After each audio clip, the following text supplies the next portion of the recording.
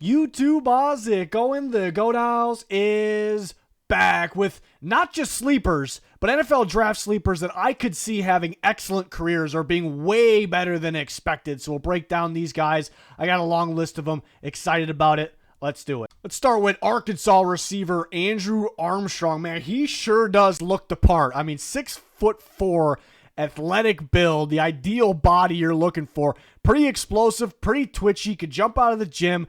Very productive, minus in the end zone this year. That's kind of the knock on him.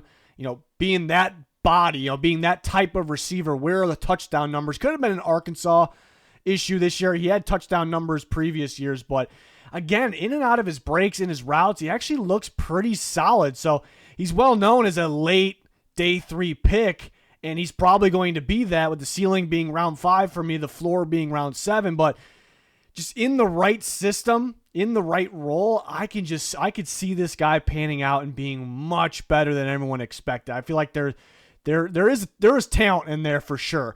And I went ahead and listed a favorite fit, for these guys to reach their max potential. This video is about the sleepers, so I don't want anybody complaining about their favorite teams not on here. But the first team I thought of was the Chargers with Justin Herbert. They'll be looking for an outside big body receiver, maybe to be that future Mike Williams, who they did bring back. That's the first team I thought of, but there could be several landing spots, obviously, especially when you're talking about all these day 3 guys. But a guy that really caught my eye, and with just the eye test, but then when you start to watch him, you go, this guy's more than just a big body guy. Another receiver, Nick Nash from San Jose State. Man, what I like about Nick Nash, well, the contested catch ability, the ability to go up and catch the ball at its highest point in crucial parts of the field in the end zone. Very consistent, very, very, very productive. But the number one thing I like about him is he equally played outside and in the slot. He moved around to different receiver alignments. And if you look at, some of the recent best NFL, younger NFL receivers, what they did in college, they did a bit of everything. They weren't stuck in one role, running one route or doing, limited things. Nick Nash did everything, right? He did everything, every alignment, all the routes, and was a big play guy. So I love that. I feel like he's a very safe pick on day 3. And I think everyone knows him. This is not a hidden gem or anything like that, but it's a guy that I could see, coming in and end up being one of those receivers that, he's pro ready. He can play, maybe like a Puka Nacua perhaps, even though he's a different build than him, but just a polished receiver that's just sneaky productive. So round 4 would be the earliest I could see, and then round 6 the lowest. That surely would be a steal. And the first team I thought of was the LA Rams. That makes these types of receivers pan out. They'll value that he's pretty pro ready. He's productive. He can play in the slot, outside. And I thought of the Vikings as well. I kind of got some Adam Thielen vibes a little bit from him, just a little bit, not fully. But yeah, Kevin O'Connell having that Rams background. So that's the team that makes the most sense. Those type of teams, and of course, could land on several different teams. But main point, once again, was the sleepers was the focus of this video. And Nick Nash, big fan. Elijah Badger, Florida receiver. So yet another Florida sleeper. Big fan of him. He's an outside receiver that is very good tracking the ball down the field, very good fighting off corners without interfering. I wish he could do a little bit more, be a little bit more of a separator in the middle of the field, but he has the athletic ability to kind of learn to do that. But he's a guy that has the ideal build that fits kind of today's NFL receivers that are thriving. He's got super long arms for his size, and it's kind of rare. We even see these like 6'3", 6'4" receivers that have pretty underwhelming arm length, but Badger is pretty lengthy, kind of has a similar build to him than the Justin Jeffersons and the Jamar Chases. Not that he's going to be them, but he's very talented and not being talked about enough. He probably goes, he could be in the range of Nick Nash as well, round 4 to round 6. The Commander stood out, and they need another outside receiver, but another one of those guys I could sit here and list a lot of teams. But Badger is an Arizona State guy, transferred to Florida. Definitely a sleeper guy that could pan out being much, much more productive, much better in the NFL than he was in college. Ja'Cory Krosky Merritt, the Arizona running back, played one game for Arizona, was with New Mexico the previous year, played a full season. He's too talented to call a sleeper, but most people with this running back class are talking about him like a late pick, and he is so much more talented than that. I talked about him before, talked about him on Twitter as well. Top 10 running back in this class for me, which is quite bold, and the consensus is running back 31. That's what the consensus running back ranking is, 31. So get this guy off the bottom of day 3 of your board. I think he could go as early as round 3 because he's an explosive running back. He knows how to make people miss, but he knows how to win with speed, just run by you as well. Very, very athletic. Yeah, the issue is a little older of a prospect, played one game this year, a dominant game against his old team, New Mexico, by the way. And while he was on New Mexico, I know they don't play the best competition, but he looked very solid against Texas A&M, Boise State, Fresno State. The Texas A&M one's the big one. It's a legit running back in a legit running back class. I think he can go as early as round 3, even though he's not being talked about anywhere near there. And the floor would be round 5 just because teams could be scared about not seeing a big sample size in a Power 4 conference team this year when you finally get him there because he was at Arizona for one game, New Mexico before that, Alabama State before that. So the resume does not look like a top 10 running back, but I mean, he was productive last time we saw him play, but he is so explosive, sees the hole, hits the hole. Big fan. I thought the Steelers, just somebody to pair with Jaylen Warren, Kenneth Gainwell, just the juice that he has, the wiggle that he has. I think Arthur Smith would be a fan, but they're not listening to a team like the Bears, but they'd probably get a running back long before considering taking him. We're in his range, but one of my favorite players in the draft, and I guess a sleeper just because he's the consensus running back 31, which is absurd.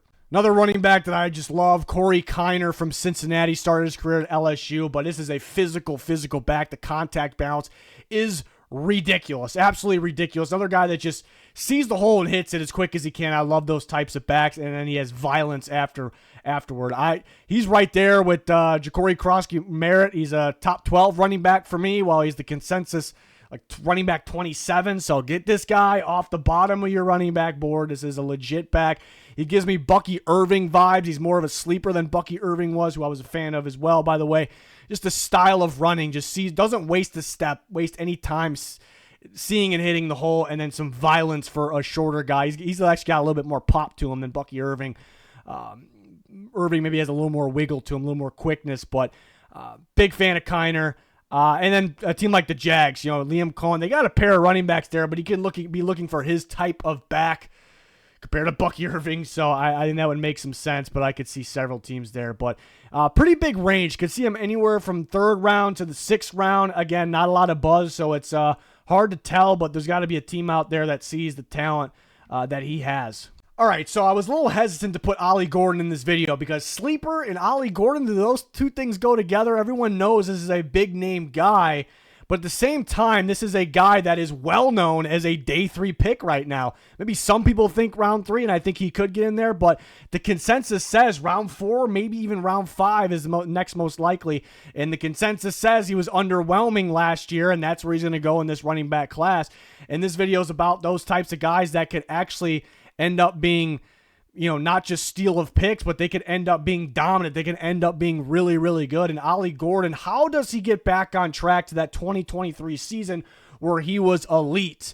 And the knocks on him right now is he runs too tall. He's a little too slow. He can't run by anybody. And those are legitimate. And those are the reasons, why he's going to go day 3 probably. But how does he get back there? Well, I think getting the right system is number one. Because it was weird. Early 2023, Oklahoma State was running a lot of outside zone, and then they just completely changed everything for some reason, and they carried that over through the full 2024 season. So I guess by looking at Ollie Gordon, like big bruiser type back, you wouldn't think he's outside zone, but he is. He played so much better. He played at an elite level at that. So if he finds the right team, and by the way, he can run routes, he can catch the ball, he can freaking block too, he could pass protect. So the more and more I think about Ollie Gordon, what he has and what he brought to the table in the right system 2023, he's growing on me more and more like where we originally thought. We thought he'd be a 1st round pick in a year. So this is a guy that's probably going to go in the 4th round. I could see round 3, could see round 5, probably going to go in the 4th round. And if he finds that right team, like a San Francisco 49ers, outside zone, like the physical, to replace Jordan Mason, this guy can end up being that elite Ollie Gordon that we thought of. So I just really wanted to touch on that So that is the main reason he is in this video. I think rightfully so. But with the right team, right system, has a bright future. Land Larson, running back from UC Davis, a small school sleeper, but he is an athletic back and that could catch the ball in the backfield, that can run routes, catch the ball downfield as well, and he's an explosive runner. You can see him show off his athletic ability using the hurdle. So this guy is a weapon. This is a weapon that teams are going to be like later on day 3, maybe not super late. I mean, like, I just need to I got to work with this kid, kind of give you some McCaffrey vibes. His knock is, well, yeah, he played weaker competition. He did go against California, who has a pretty damn solid defense. He looked pretty good. They have a really solid defense. So, but played against weaker competition for the most part. These smaller school running backs aren't working out too much. And he has, the main issue is the fumbling issue. So, but running back's been fixing that lately. 10, 15, 20 years ago, if a guy had running back problems, he's going to continue to have running back problems. And it could be the case for some guys today, but it seems to be a little more solvable. So that's really the main issue. But he's going to be a weapon anywhere from round 5 to round 7. Like I said, I could see there'd be teams like, I got to have this kid. There's me, a coach, like, I gotta work with this kid because he's so explosive, so athletic, brings so much to the table. I instantly thought of Sean Payton and the Broncos. I just thought they might have a running back or two filled by this point of the draft. I thought of the Saints, kind of back up to Kamara, that role, because they'll probably find another running back to start, be the other, lead back with Kamara, 1A, 1B situation, Kamara being 1A. So him, Larson kind of being the backup to Kamara, and then, the Saints are kind of, it feels like a future team, a team like kind of planning for the future. So that was a team that I thought of there, but again, could land on several different teams. I thought it was a bonus to throw in a team on this, mainly talking about the sleepers, of course. Another running back, Montrell Johnson Jr. from Florida. Man, this is another guy that looks the part, and he plays the part as well. He's got good size. He's physical, can break tackles, but he can run by you as well. The size, physicality, athletic combination is, even in this class, it's kind of rare. Like, you either got this small back that's super good, or you got this big back that's super good, but he's not athletic enough. He checks a lot of boxes, and he showcased that. He has great vision, hits the hole. He's got home run ability. To me, in terms of talent, even though we didn't get to see a full load of Montrell Johnson because he's split, carries, but the talent, not the production necessarily, the production was fine, but the talent on tape says much better than where he's going to go. It actually says probably as high as the third or fourth round.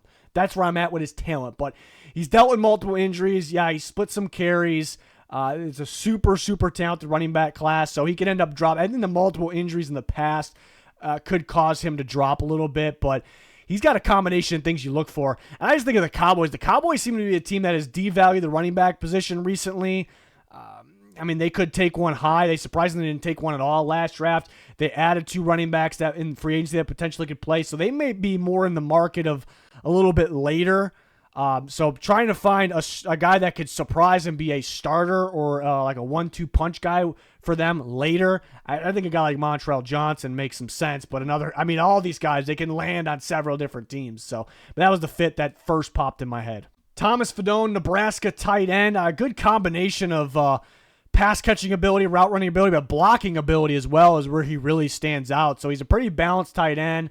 Been a little bit of buzz about him, but probably not enough. It's a guy that I could see, he's down the list for tight ends, right around consensus around that 9th or 10th tight end, but I could see him panning out and being better than those day 2 guys. I'm not saying that's my prediction, but I totally can see it with a little bit more time.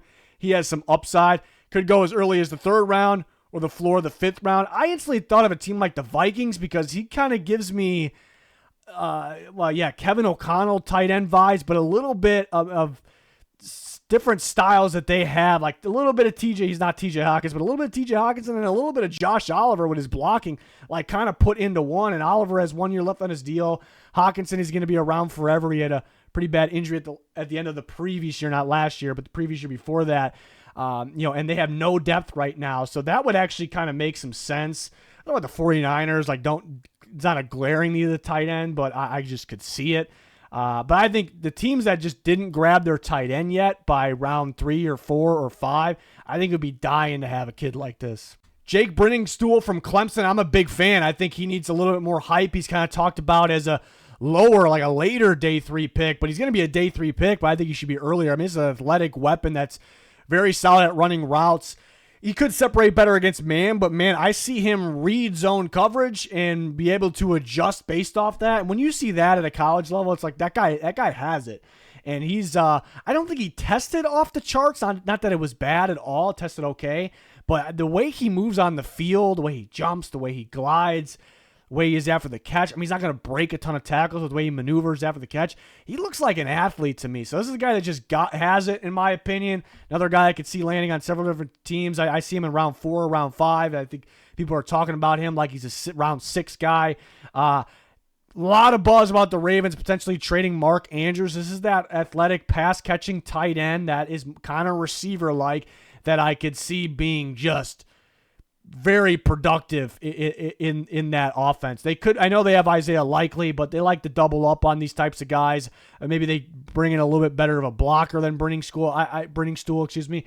But I could just see him being absolutely dominant in that offense. But another guy, we could see several teams for him on day 3. Warren Brinson, Georgia defensive tackle. No buzz on a Georgia defensive tackle. That's pretty crazy, but this dude is a stud. I'm very high on him. I think he could go as early as the 3rd round, but the talk about him right now, again, the consensus says he's probably like round 6. I think he's going to go a lot earlier than that, maybe round 5 people were talking about. Not really sure what people were talking about. I just do not hear his name much at all, but man, a lot of talk about him being a 3 technique because he's pretty quick. He's played that alignment. He can play it, but when I see him play more inside, he is pretty powerful. You know, the combination of size, physicality, quickness, he checks a lot of boxes for me. So I think he's got a lot of upside. You know, Georgia, they find the talented guys, and they don't always figure it out right away. Some of those guys are stars right away, and I thought he was a good enough player for them, but he seems like a bright kid. I mean, so there's some questions with Georgia, too, some of these players, too, but you hear him talk, you know, he sounds like a intelligent kid. I don't have a lot to go off with that. That's just kind of what I gathered. And I'm going to put the Eagles on there. The Eagles, Georgia, defensive tackle. They know how to develop those guys.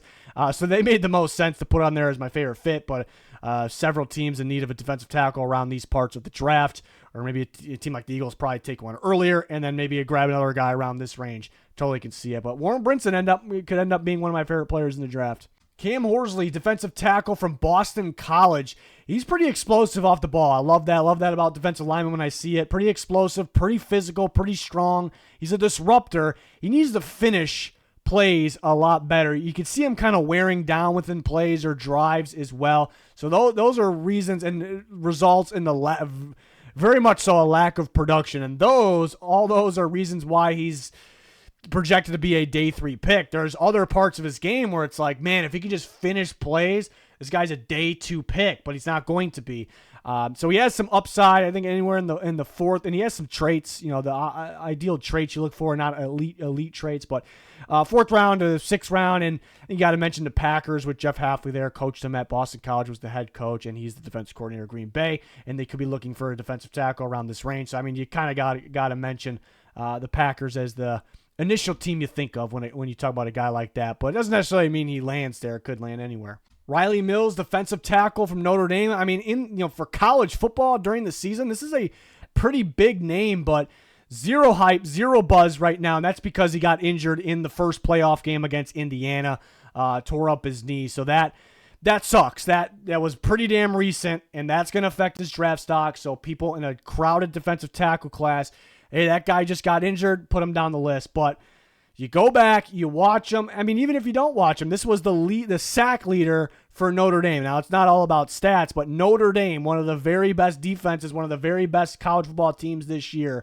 No edge rusher was the sack leader. It was Riley Mills, defensive tackle. And he's explosive on the ball. He has different ways of getting after the quarterback. When he gets healthy, he could be a problem. I like him as a 3-4 end. I feel like that's a perfect home for him, but he can move around the defensive line a bit. Not going to play off the edge, but I wouldn't put it past him. But anywhere from the 4th to 6th round just feels like a forgotten about, stud player. And I'll put the Bengals there. They have Al Golden as defensive coordinator. He was the defensive coordinator for Notre Dame. So, they could use a defensive tackle. I mean, it would be like once he's healthy, it's like this is a guy that I could just plug right into my defense. So does make some sense. But really, any 3-4 team, which is going to be a little different of a scheme that the Bengals are running now than they were before, obviously. But any 3-4 team looking for an end, not that he can't play in the other scheme, but I would look out for really any of those teams. He makes sense as a fit. Minnesota corner Justin Walley, very athletic corner, good at reading the quarterback, getting downhill, jumping routes, getting his hands on the ball, getting downhill to tackle as well. Outside corner that has some upside in the slot. I heard some teams possibly wanting to move him there. I like him on the outside, though. He's not the biggest dude in the world, but very sticky in coverage, good in man, good in zone. He's kind of like in the consensus rank range for corners. It's in the 20s when realistically he's, I think, a lock as a top 12 corner. The more I watch him, I want to get him in that top 10 range there. So I think he could go, even though he's being talked about very late, he could go as early as round 3, anywhere from that 3 to 5 range. But I thought of the Chiefs, you need to have a certain level of athleticism to play corner for the Chiefs. You don't need to be like insane freaky. Not everyone has to be Xavier Worthy. I know it's a different position, but you have to be very athletic to play corner for the Chiefs. But you have to also be able to play man coverage. You have to be able to play. And they like guys that can mix it up a bit as well. And they seem to like the guys that, you're going, is he an outside corner? Is he a slot? Well, I guess he's both. So they kind of seem to like those types of guys. So the Chiefs instantly stood out, even though a lot of teams would make sense for this underrated Minnesota corner. Central Florida corner, B.J. Adams. This is your man coverage corner of the draft, of I guess, later in the draft. There's not a long list of them. And that's probably good because most of the NFL is zone, and it's gearing more and more towards that. Zone is winning championships, but there are coordinators, there are teams that run man, and it's a difficult job, being on an island playing corner and man coverage. You need a guy that has the body, that has the length, that can play press, that can be sticky in coverage. B.J. Adams played a lot of man at Central Florida. He went up against some good receivers and actually played pretty well, I thought, looking at those Iowa State receivers throughout his career. He played pretty well. So very sticky in coverage, knows how to make a play on the ball as well. Pretty damn athletic as well. I thought of the Jets right away with Aaron Glenn and Steve Wilks going there. Those are man coverage guys that look for these types of corners. Thinking Dan Quinn, the Commanders, makes sense. The Chiefs can make sense for Adams as well. Lions, but I thought of the Jets. It just feels like a Steve Wilks corner specifically, and Aaron Glenn's running the show there, and they'll be looking to run man coverage. So those are the teams that stood out for underrated corner here. Tyler Barron, edge rusher from Miami. He was with Tennessee with James Pierce a year ago. That was a dynamic duo. It was a little bit of a surprise when he entered the portal, and then he was going to this team and that team, and then he ended up at Miami, and he was actually more productive in terms of the sack totals this year. And then when you watched him at Tennessee, I remember watching him a ton live at Tennessee. He was almost, he was an edge rusher, but he was almost a Swiss Army knife. They would align him in different spots. Essentially, he was a blitzer rather than edge rusher at times, not majority of the time, at times. So he was a unique player. Then he goes to Miami, and they rush him purely off the edge way more than he did at Tennessee, and he gets more sack numbers. So he shows he can kind of do a bit of, some different things, but then when he's in his appropriate role a little more, he can up the sack numbers. So I think he's pretty explosive. He's not elite explosive, right? But knows how to get after the quarterback at the end of the day in different ways. So it's a guy that, again, with more time, because he's got not totally different, but pretty different roles, Tennessee and Miami. So if you kind of get him just going and, find his home, I think he could, and he was pretty good for the last 2 years for big schools. So I think he could be special. Again, a team that might move him around a bit. He's a guy that can play with his hand in the dirt or up, so up or down, different, schemes. A team that blitzes a bit, and he could be used in the blitz as well. So you instantly think of a team like the Tampa Bay Buccaneers that might be looking to grab multiple pass rushers in the draft. Maybe they would have to add more picks to do that, and maybe not. But that's the team I instantly thought of, but a unique player that has his best football ahead of him. I could see him panning out much better than expected. Kamen Rucker, North Carolina edge rusher. He was actually, not a huge name, but he was a pretty big name a couple years ago or last year of, looking out for the future draft prospects, but now it completely died off. You do not hear anything about Rucker, and I'm assuming it's two things. He was injured last year, played some games, but got injured, and he's really short, about 6'1". How many edge rushers under 6'3" work out? Yeah, it's not looking great, but typically those guys are lacking power, along with their size. He's not. And he also what he brings to the table is a collection of pass rush moves. He wins in several different ways. You see him win with power, win with quickness, win with inside moves, outside moves. So he checks some boxes there. It's just the height thing. So this is probably he's still probably going to be a late round pick, but that's a sleeper that could pan out like he once was expected to do. I think of a shorter pass rusher that just has ways to get to the quarterback. You think of the Steelers. I think that's instantly the team I think of, but yeah, I'd be curious to see who he ends up with. Hopefully he stays healthy and gets an opportunity, even though he's short. I don't think it should be that big of a deal, but because he's a pretty solid, skilled pass rusher for late day 3. California safety Craig Woodson. Big fan of Woodson. I watched him last week. It was after my safety rankings. I tweeted right when I watched him, like, Craig Woodson is a ball player. And I wasn't expecting that because he wasn't a guy that really was being talked about, so I thought he was going to be like a day 3 guy, like later day 3 guy easily, but starting to get a little bit more buzz lately, so it's good to see that. But I love that California defense. It is a solid, underrated defense. It's good for these players, when projecting to the NFL. Love, the secondary was good. Love Noah Williams, who played corner for them. But Woodson he spent time at free, strong. They played a mixture of zone and man. He's great in all the above, so that is great for projecting, to the next level. It helps him, being able to come in and be pro ready.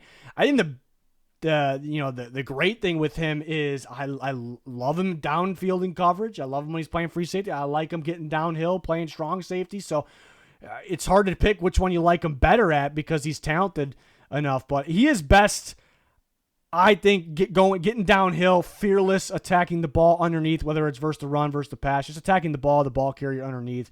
But a guy that I think could be really sneaky and sneak up into day 2, but anywhere in that round 3 to round 5 range. I was thinking of a team that could use a safety around that range of the draft.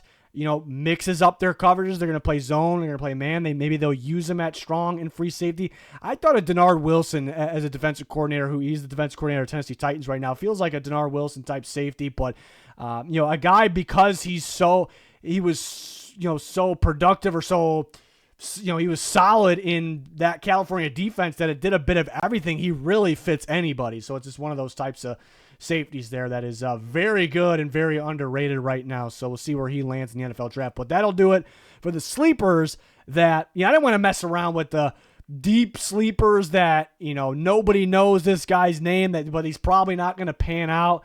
It's about the sleepers that are underrated that actually could be, turn into absolute studs. So this was the type of video that I really love doing. So let me know your guys' thoughts. You want to add your sleepers that would fit this category in the comments. It'd be pretty cool to see. But we got more content rolling out, content throughout the NFL draft with winners, throughout every single day, and much, much more. Join us for that. Like, subscribe, turn notifications on. You won't regret it. It's going to do it. Goodbye.